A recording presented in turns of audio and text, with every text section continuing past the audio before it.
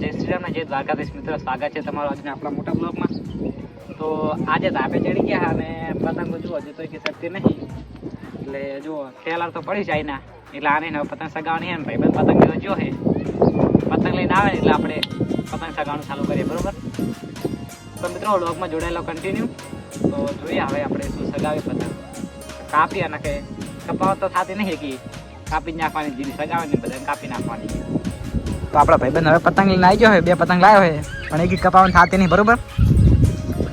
તો મિત્રો હવે અનબોક્સિંગ કરી નાખીએ હે ટેલરનું, પણ થતું નહીં. અનબોક્સિંગ કરી નાખ્યું છે.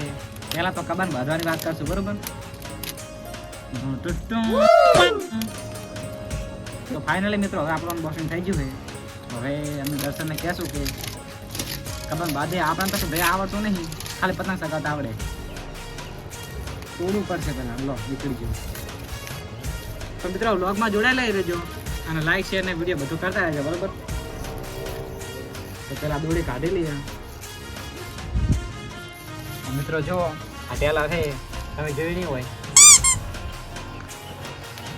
તો વ્લોગમાં જોડાયેલા રહેજો કન્ટિન્યુ. તો મિત્રો જો ચાઇના લાવે ને એટલે આ બહુ પ્રોબ્લેમ. જો 500 મીટર જેટલી દોરી બગડી ગઈ. આ તો સારો મેર આવી ગયો, તે કટકો થઈ ગયો ફરી વચ્ચે, ના કે આખા ટેલરની આણી જો થાવ. એટલે તમને કહું ચાઇના તો લાવતા નહીં, જો ઉતરાણ કર્યું હોય ને તો સાદી જોડી લાવજો, બાકી જો આ ગજ વાગી જાય. ફાઇનલી મેં તો ગુજોડ તો ના દીધો હવે ભોય, અને આ બીજી પતંગ સગાઈ છે. ઓલામ તો હવે સારું નતું, એટલે જો હવે ખાલી સગાવી એટલી વાર છે. 3 પતંગ સગાય 3 કાપી નાખવાની છે. ઉતરાણમાં બહુ દમ નહીં હોવાનું. હવે આ પતંગ આપણે ગમતી કરી દઈએ. આ શું થયું?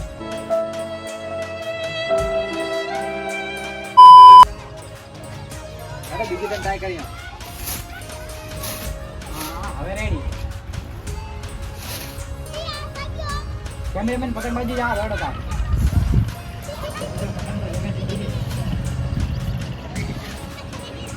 પતંગ દેખાતી તો લાઈક શેર કરી દીજો.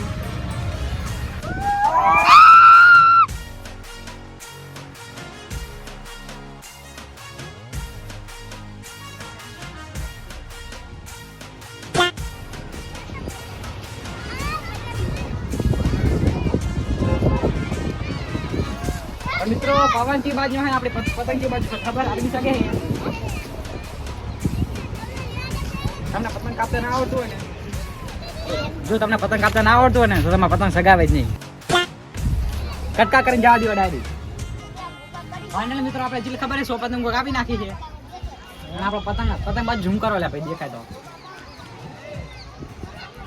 દેખાશે તો નહીં, લગભગ દેખી જાય ને તો લાઈક શેર અને કમેન્ટ કરજો, બરોબર?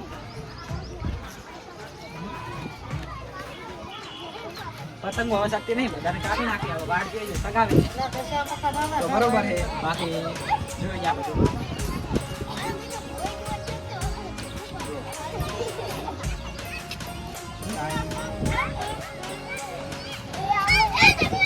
મિત્રો કપી છે એટલે દોડી ગઈ છે. બીજી પતંગ પડી પણ સગાવવાનું થતી નહીં. આ ભાઈ પતંગ સગાવ આપીને તે જુઓ અટકાઈ મેલી છે પતંગ. એટલે આ ભાઈ પતંગ સગાવ આવડે? ભાઈ તમને પતંગ સગાવતા હે દર્શન ભાઈ?